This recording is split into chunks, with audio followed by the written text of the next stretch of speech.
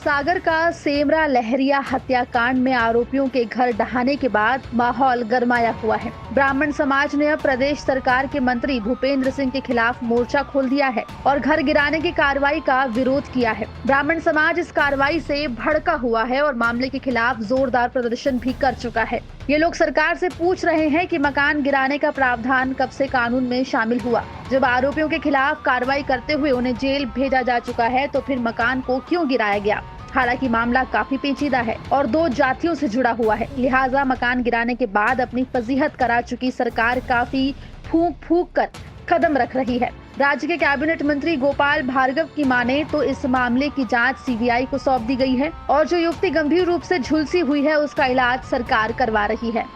नरियावली विधानसभा क्षेत्र के अंतर्गत है ग्राम सेमरा लहरिया में जो पिछले दिनों एक घटना घटित हुई थी, जिसमें कि उस घटना में एक व्यक्ति की मृत्यु हो गई थी और एक लड़की बहुत ही गंभीर रूप से घायल हुई थी। दोनों अलग अलग समाजों के थे। तो इनके बारे में शुरुआती बात जब सामने आई तो पुलिस ने कार्रवाई की और एक पक्ष के 4 लोगों के लिए धारा 302 में जेल भेज दिया।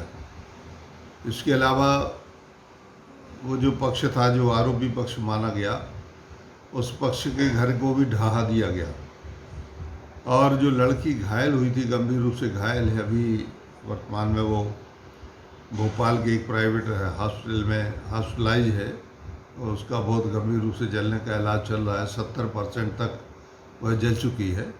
उसके कथन न लिए गए और एक पक्षी कार्रवाई हुई तो उसमें जो कंप्लेनेंट था, जो रिपोर्टकर्ता लोग थे, उन लोगों के कथनानुसार सारी की सारी कार्रवाई चलती रही। इस बात को लेके मतलब जैसी मुझे जानकारी है कि फिर ब्राह्मण समाज के बहुत लोगों ने एकत्रित होके और सागर में प्रोटेस्ट किया, आंदोलन किया।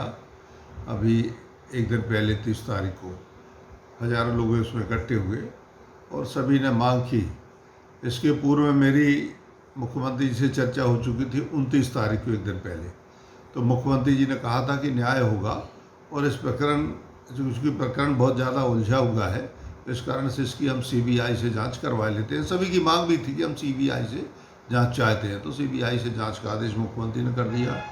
उस बच्ची के इलाज की भी समुचित व्यवस्था कर दी।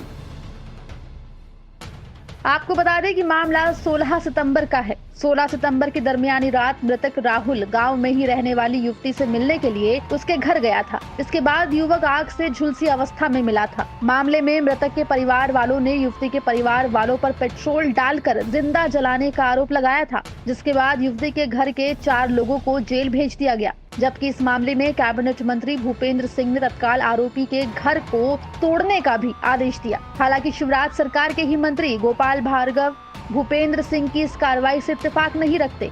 वो पूछ रहे हैं कि आखिर एक शादीशुदा लड़की से कोई रात के 2 बजे मिलने क्यों गया। घर जो ढहा था, क्योंकि कोई माफिया नहीं था, कोई गुंडा नहीं था, तो एक अचानक वो सर्कमस्टेंशियल पूरा इंसिडेंट था, कुल मिला के एक तरफा प्रेम का, जैसे कि लोग बताते हैं। अब उस जांच के बाद सारे विषय स्पष्ट होंगे, लेकिन मैं फिलहाल इसके बारे में कुछ कहने की इस स्थिति में नहीं हूँ कि बात तो घटना क्या है। मैं चक्षुदर्शी भी नहीं हूँ और चक्षुदर्शी शायद कोई व्यक्ति उसमें है नहीं, और इस कारण से उसके डाइंग डिक्लेरेशन के आधार पर कायमी की गई, वो तुरंत उसके बाद में गिरफ्तार भी कर लिया गया। अब जब मामला आगे बढ़ा कि नहीं, वो तो मामला अन्य प्रकार का था। रात के 2 बजे कोई व्यक्ति किसी के परिवार में घर में घुसा और उसने ज्यादती करने की कोशिश की और एक तरफा प्रेम का इजहार किया। उसके बाद में वो आत्महत्या हुई और लड़की भी जल गई। फिलहाल राज्य में 3 विधानसभा सीटों और 1 लोकसभा सीट पर उपचुनाव होने वाले हैं, लिहाजा ब्राह्मण समाज की नाराजगी को देख सरकार भी फूंक फूंक कर कदम रख रही है। मामला अब सीबीआई को सौंप दिया गया है। सीबीआई जांच के बाद ही इस मामले की सच्चाई सबके सामने आएगी, लेकिन फिलहाल तो शिवराज सरकार की मुश्किलें जरूर बढ़ गई हैं। हिमांशु शिवा पुरोहित के साथ हेमेंद्र शर्मा की रिपोर्ट, MP तक।